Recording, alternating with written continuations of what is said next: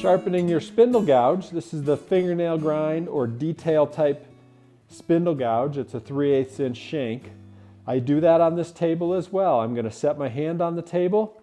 I'm going to rotate it around, get that bevel sharp, like that.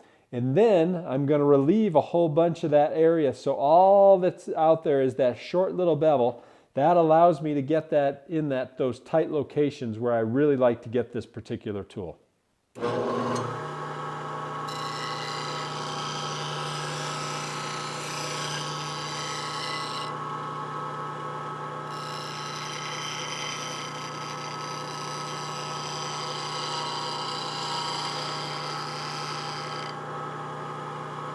Once I get that bevel sharpened,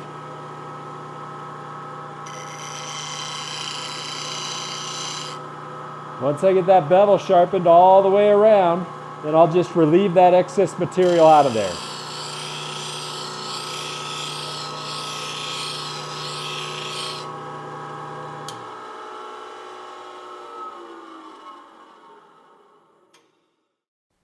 That's how I sharpen that detail grind gouge.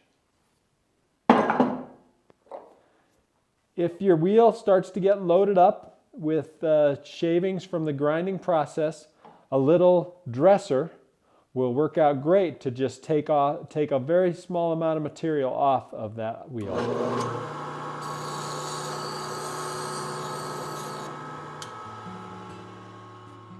You don't want to breathe that dust that's coming off of there, so wear your respirator for sure.